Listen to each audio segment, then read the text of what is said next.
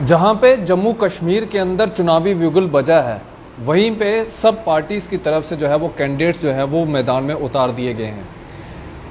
हर party की ये कोशिश रही कि वो युवा चेहरा जो है वो उतारें। अब कई पार्टीज़ जो हैं वो 40 साल के बुज़ुर्ग को कहते हैं कि ये युवा चेहरा है, लेकिन जम्मू के अंदर एक ऐसा चेहरा पीपल्स डेमोक्रेटिक पार्टी ने उतारा है जो लोगों के बीच में रहा, लोगों के इश्यूज़ को जो है वो बखूबी उठाता रहा और आज बहु कॉन्स्टिट्यूंसी से जो है उनको मैंडेट मिला है पीपल्स डेमोक्रेटिक पार्टी की तरफ से। मेरे साथ बातचीत में मौजूद हैं वरिंदर सिंह सोनू जी। मैं उनसे बातचीत करने के लिए उनके ऑफिस आज पहुंचा हूं, उनसे बातचीत करेंगे। सोनू जी, पहले तो आपको मुबारकबाद है कि आपको मैंडेट मिला और जहां पे सब पार्टी जो है वो युवाओं की बात करती हैं, लेकिन पीडीपी एक ऐसी पार्टी निकल के सामने है जिन्होंने आप जैसा एक युवा चेहरा जो युवाओं के दर्द को समझता है, जो बुज़ुर्गों के दर्द को समझता है, वो एक ऐसा चेहरा जो है वो बहु कॉन्स्टिट्यूंसी से जो है वो उतारा है। कितना रुझान मिल रहा है लोगों का, कितना प्यार मिल रहा है और किन इश्यूज़ को लेके जो है वो ज़्यादातर आप लोगों के बीच में जो है वो रुख करेंगे? देखिए, सबसे पहले तो आपका शुक्रिया कि आप टाइम निकाल के यहाँ आए हैं, और दूसरी सबसे बड़ी बात यह है कि मैं अपनी पार्टी हाईकमांड और लीडरशिप का तहे दिल से धन्यवाद करता हूँ कि जिन्होंने मुझे इस इलाके से मैंडेट दिया और बहु इलाके की सेवा करने के लिए मौका दिया। जहाँ तक मेरी कंपेन का तल्लक है या मेरे इशू का तल्लक है, वो सब कुछ आपके सामने। जैसे आपने कहा युवा चेहरा, तो इसमें शक नहीं। पहली बात तो यह है कि जो मेरे मुकाबले में दो कैंडिडेट हैं वो मेरे से उम्र में भी बड़े हैं, मेरे बड़े भाई हैं। और दूसरी बात यह है कि अभी 3 दिन पहले तक तो वो जम्मू साउथ से टिकट मांग रहे थे, दोनों। वो कहते थे कि हम जम्मू साउथ से इलेक्शन लड़ना चाहते हैं, और सारा कार्यकाल, सारा काम उन्होंने जो किया वो जम्मू साउथ से किया, आरएसपुरा से। चलिए, अब उनकी कोई मजबूरी रही, वो बहू में आ गई।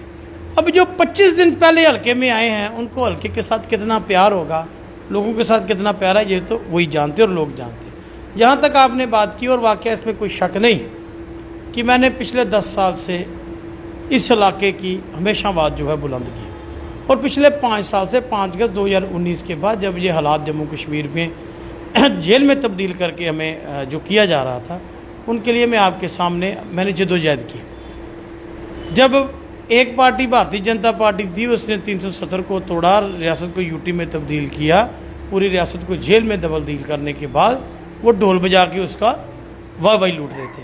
तो दूसरे नंबर पर थी कांग्रेस, जो चुप करके खामोश थी, वो तो बोली नहीं।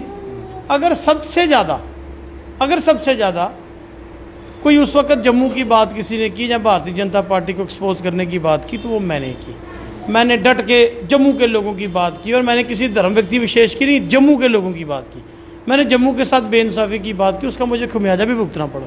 ये बात नहीं कि खमियाजा नहीं भुगतना पड़ा, अब क्या क्या भुगतना पड़ा आप लोग अच्छी तरह से जानते हैं, मीडिया के लोग जानते हैं। अब मैं ये कहना चाहता हूँ कि अगर मैं इस इलाके की सेवा करता रहा या आज भी कर रहा हूँ, तो मैं लोगों से अपील करता हूँ, अब ये पुराने चेहरे हो चुके हैं। एक हमारे जो कैंडिडेट हैं वो मेरा ख्याल 4-5वां चुनाव जो है वो लड़ रहे हैं, 5वां चुनाव होगा मेरा ख्याल उनका। ठीक है, उनको मुबारक, उन्होंने लड़े हैं। अब उनके मुद्दे जो हैं वो दुनिया के सामने, लेकिन मैं जिन मुद्दों के ऊपर चुनाव लड़ रहा हूँ वो मैं आपके सामने ला रहा हूँ। मेरा सबसे बड़ा मुद्दा जो है बहु कंस्टिट्यूंसी का, वो स्मार्ट मीटर का है, महंगी बिजली का है। हमारी पार्टी ने ये वादा किया है कि हम अगर सत्ता में आए तो 50% जो बिजली का किराया वो कम किया जाएगा, और जितने भी लोगों के बकाया बिजली के बिल हैं उनको 1 टाइम सेटलमेंट के तहत माफ़ किया जाएगा, क्योंकि वो उनके ऊपर थोपेंगे, वो दे नहीं सकते। तीसरी बात, मैं ये कहता हूँ अगर जम्मू बहू के लोग मुझे MLA बनाएंगे तो मैं स्मार्ट मीटर उखाड़ के तभी मैं फेंकूँगा। लेकिन आज 2-3 मसले और भी हैं जिनके ऊपर मैं बात करूँ। आपने नौजवानों की बात की, जम्मू बहू के पास एक भी स्टेडियम हमारे नौजवानों के लिए खेलने के लिए नहीं है। बहुत सारी हमारी ज़मीन सरकार की पड़ी हुई है, खाली पड़ी। तो मैं ये कहता हूँ अगर मैं जम्मू बहू से जीता, अगर बहू के नौजवान ने मुझे मौका दिया, एक स्टेडियम जो है वो बहू में बनाया जाएगा ताकि नौजवान उसमें खेल सकें और स्पोर्ट्स एक्टिविटी में बढ़ चढ़ के हिस्सा लें। और दूसरा हमारा सबसे अहम और मेन काम, जो हमारा नौजवान आज ड्रग की गलगत में जा चुका है, एक बहुत बड़ा इशू है, कोई इस पर बात नहीं करता। हमारी एक पनीरी, हमारी एक जनरेशन जो है वो नशे के दौर में जा चुकी है।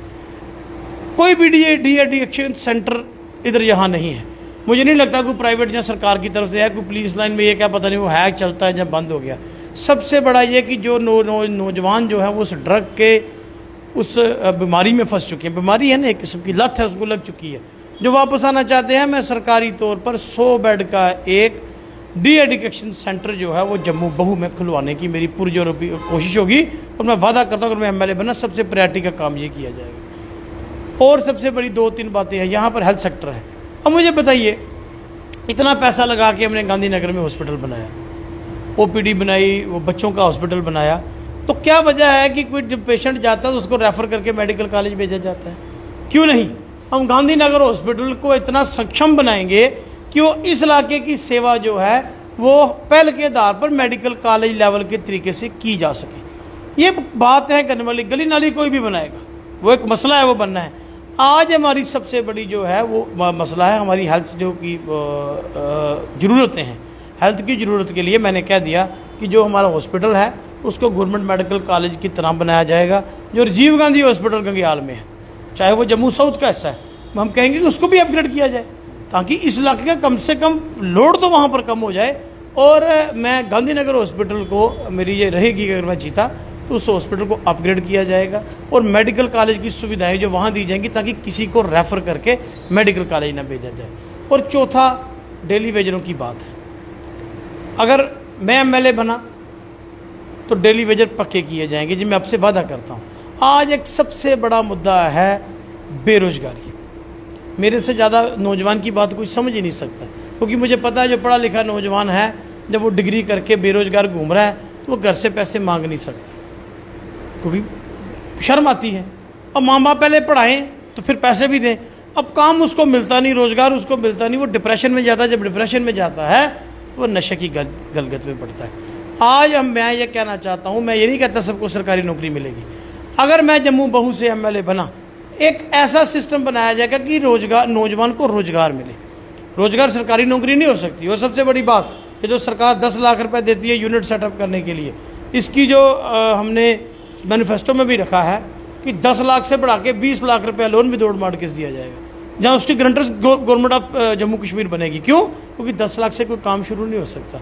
आज नौजवानों की बातें हैं। कोई देखिए, जो नौजवानों के साथ ये कहते हैं, आज हालात ये हैं कि 2,500 से नीचे कोई बूट नहीं आता, कोई शूज़ नहीं आप खरीद सकते कोई अच्छा 2,500 से नीचे, 2,000 से नीचे पेंट कोई नहीं आती। नौजवान के पास पैसे ही नहीं है, नौजवान के पास रोज़गार नहीं। हम रोज़गार के अवसर मुहैया कराने की कोशिश करेंगे।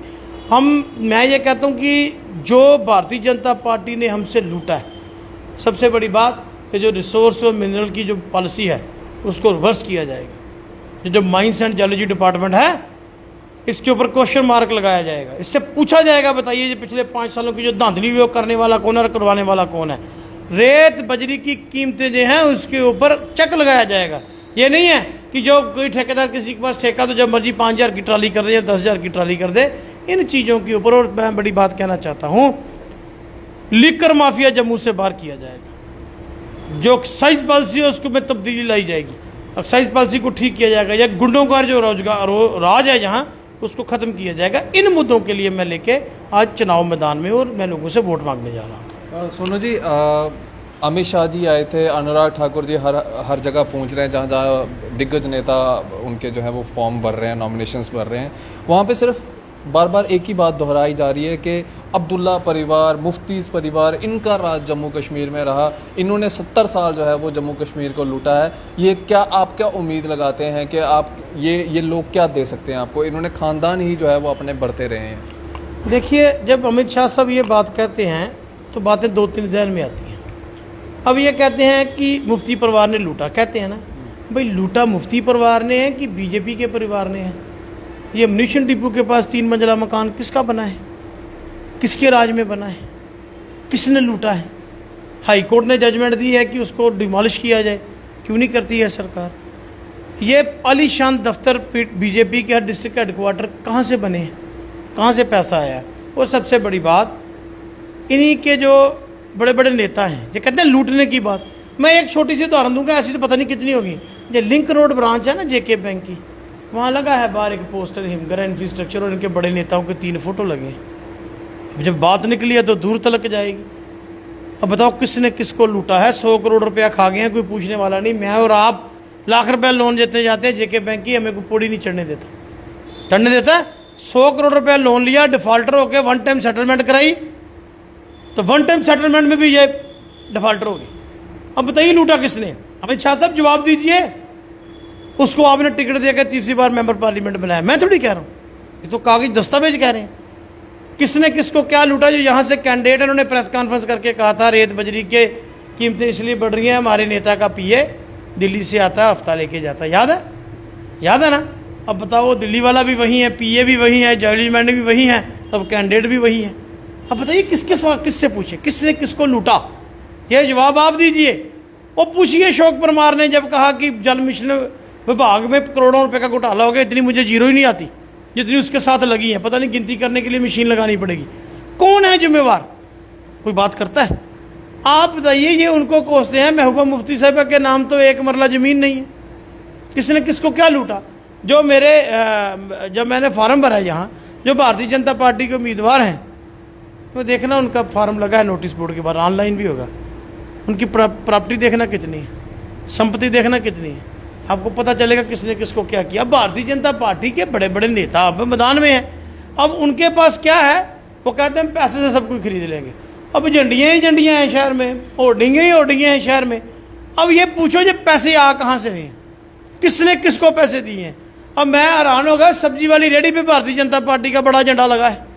अब सब्जी वाली रेडी पे, सच कह रहा हूँ मैं आपसे, लगा है। अब ये बताइए लूटा किसने है? ये तो जम्मू की जनता 1 तारीख को फैसला इसका करेगी। अब लूट की आप लेवल आप देख लीजिए, लूट कितनी बड़ी हो चुकी है कि बीजेपी पैसे के साथ सब कुछ मैनेज करना चाहती है, पर हम जम्मू के लोग जो हैं वो पैसे के साथ बिकने वाले नहीं। जम्मू कश्मीर के लोग इनको। अच्छा एक बात और है, मैंने अपनी ज़िंदगी में पहला इलेक्शन देखा है, यह एग्जिट पोल बैन कर दिया गया, बैन कर दिया ना यहाँ।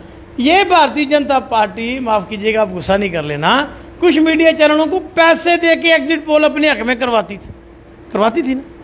मैं आपके लिए नहीं कह रहा, मैं और लोगों के लिए कह रहा हूँ। तो आज इन्हें बंद कर दिया, अब उन बेचारों की दुकान भी बंद होगी जब देखो अब एग्जिट पोल ही बंद हो गया।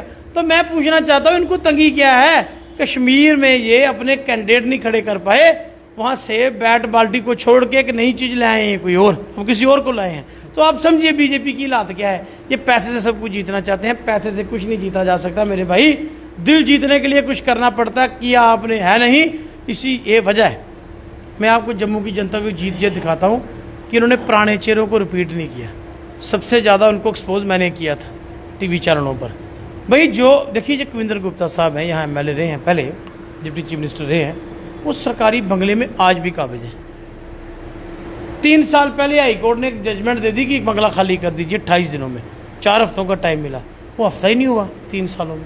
चौधरी लाल सिंह का खाली करवा दिया। वो इनके खिलाफ बोलता था, उसका खाली करवा दिया।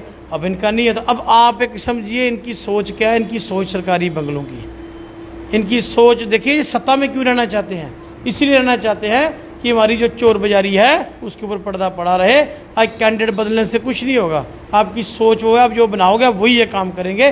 सो ये जो चीज़ें हैं जो मैंने देश की जम्मू की जनता के सामने लाई। सोनू जी, आपने नॉमिनेशन फॉर्म की बात की, जो सारे पिटारे आपने खोले।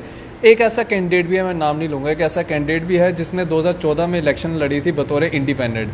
तो उस समय उसने जो अपनी एजुकेशन क्वालिफिकेशन थी वो भरी थी 12th पास, और आज जब भारतीय जनता पार्टी की तरफ से लड़ रहे हैं तो आज उनकी क्वालिफिकेशन डी ग्रेड हो गई है, यानी कि 10th पास तक कर दी है। तो क्या लगता है कि अगर फॉर्म में धोखा है तो आगे चल के क्या लोगों को मिलेगा? देखिए, मुझे मालूम नहीं आप किसकी बात कर रहे हो, ये मुझे नहीं पता। लेकिन अगर उसने ऐसा किया तो भाई पहले सलाह कर लें वो कितना पढ़े हैं। सलाह करनी चाहिए ना कितना पढ़े। अब एजुकेशन, डिग्री और भारतीय जनता पार्टी का चोली दामन का साथ। अब बात करेंगे दूर जाएगी। अब मैं क्या कहूँ, प्राइम मिनिस्टर साहब भी कभी 10वीं पास बताते हैं, कभी ग्रेजुएट बताते हैं, कभी PhD बताते हैं। अब मैं क्या, अब उनकी बीजेपी में जो जाता है उनका मसला यही है, मैंने पढ़ा नहीं है वो फार्म। देखिए एक बात है, अब इनके प्रदेश अध्यक्ष ने फार्म भरा है तो उन्होंने भी जेब खाली करके हाथ दिखा दिया है कि महाराज मेरी जेब में कुछ नहीं है, फटी हुई जेब में है। तो जितना उनके साथ चाम दाम चलता है, फटी जेब से चल सकता है। मेरे ख्याल 60,000 तो उनकी पेंशन होगी ना। तो वो अगर वो कहते हैं कि वो कुंवारे हैं, उनका खर्चा ही कोई नहीं है, तो 60,000 में तो महीने का 30,000 तो जेब में होना चाहिए ना। ये एक उनके मतलब मैं कहता हूँ ये एक ड्रामाबाजी चल रही है। भी क्या है क्या नहीं है। देखिए, जो फार्म जब आदमी भरता है, मुझे ये लगता है कि जम्मू कश्मीर के जितने भी कैंडिडेट होंगे, सबसे गरीब आदमी मैं हूँगा। जो मैंने फार्म भरा है ना, जो सच है, मैंने क्वालिफिकेशन भी वहाँ लगाई है। अब मैं कह दूँगा मैं ग्रेजुएट हूँ, वहाँ 10th पास निकलेगी वो अलग बात है, वो वहाँ फार्म पे आप जाके देख सकते हैं। लेकिन एक बात मैं कहता हूँ, मुझे नहीं समझ है। हाँ, एक बात है, जिस इंडिपेंडेंट की आप, मुझे मालूम नहीं वो कौन है, वो 12वीं से 10वीं आया है, ये अच्छी बात है। यहाँ 10वीं से ग्रेजुएट हुए हैं तो मैं समझता हूँ कि मुझे मालूम नहीं, चलो सलाह कर ले, वो पूछ ले घर पे अभी क्या है, तो क्या कितना पढ़े हैं कितना नहीं पढ़े हैं, तो वो अब जनता तय करेगी। लेकिन एक बात तो ये है कि बीजेपी आज जो है वो अपनी ज़मीन खो चुकी है। यही वजह है कि उन्होंने एग्जिट पोल जो है उसको बैन कर दिया है। ये सबसे बड़ी बात है। बहुत बहुत शुक्रिया सोनू जी बातचीत करने के लिए। ये हमारे साथ वरिंदर सिंह सोनू जी थे, जो कि बहु कॉन्स्टिट्यूंसी से जो है वो इलेक्शन कंडक्ट कर रहे हैं। पीडीपी के मैंडेट के ऊपर कलम दवात इनका जो है वो चुनाव चिन्ह है। जो इन्होंने बातें रखी हैं उस बिहार पे आपकी क्या सोच समझ है, वो आप अपनी राय इस वीडियो के कमेंट सेक्शन में दे सकते हैं। बाकी वोट करना आपका राइट है, आप कहीं पे भी जो है आप मोहर लगा सकते हैं। 1 तारीख को जम्मू में वोटिंग होगी और 8 तारीख को जो है वो संदूखड़ियाँ यानी कि जो ईवीएम मशीन्स हैं उनको खोला जाएगा और रिजल्ट्स जो हैं वो निकल के सामने आएंगे। लेकिन इस बार बड़ा दिलचस्प मुकाबला जम्मू कश्मीर में होने जा रहा है। युवा चेहरे जो हैं वो उतारे गए हैं। उनमें सबसे अव्वल नंबर के जो युवा चेहरे जो अभी तक मुझे जम्मू प्रोविंस के अंदर लगे, वो पीडीपी ने जो है वरिंदर सिंह सोनू को जो है वो उतारा है। बाकी अपनी राय इस वीडियो के कमेंट सेक्शन में ज़रूर रखिएगा। आप इसी तरह से बन रहे द न्यूज़ 9 के साथ मुझे दीजिए इजाज़त। आदाब, अस्सलाम वालेकुम।